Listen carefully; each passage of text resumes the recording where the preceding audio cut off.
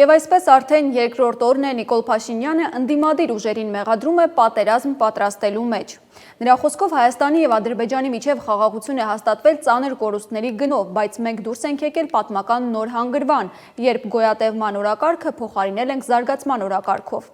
Հիմա փաստորեն Փաշինյանը հստակ հայտարարում է, եթե չլինենք մենք, կլինի պատերազմ, որովհետև նրա պատկերացմամբ ընդդիմադիրները գնում են պատերազմի դուռը բացելու ճանապարհով։ Այս օրերին այդ ուժերը խոսում են Հայաստանի եւ Ադրբեջանի միջև հաստատված խաղաղությունը վերաբանակցելու, խոսում են խաղաղությունը վերաբանակցելու եւ պարտադրելու, այդ թվում ուժային եղանակով պարտադրելու մասին։ Սա միանշանակ եւ աներկբա նշանակում է ոչ միայն դուռը բացել պատերազմի համար, այլև անխուսափելի դարձնել։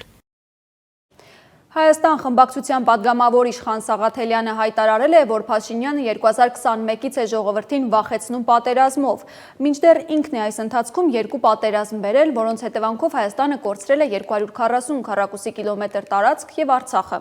Սաղաթելյանը հիշեցրել է, որ 2024-ի նույն ոճով Փաշինյանը սպառնում էր, թե Տավուշում զիջումների չգնալու դեպքում պատերազմ կլինի, եւ այսօր էլ փորձում է ժողովրդին վախեցնել Ալիևով եւ պատերազմով։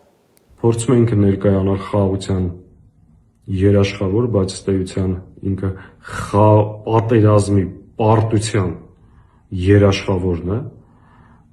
որպեսզի մարդկանց վախեցնի եւ կրկին վերարտադրվի։ Ուրեմն լսի Նիկոլ Փաշինյան, պարտության, պատերազմի, դավաճանության, հայրենիք հանձնելու, նվաստացման, զոհերի եւ ողբերգության խորհրդանիշն ես անձամբ դու եւ որևէ իրավունք չունես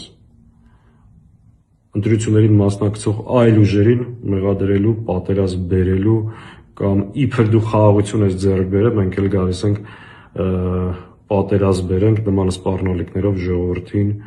քո Ալիևով եւ պատերազմով վախեցնես։ Պատերազմի ու պարտության խորհրդանիշը անձամբ դու ես։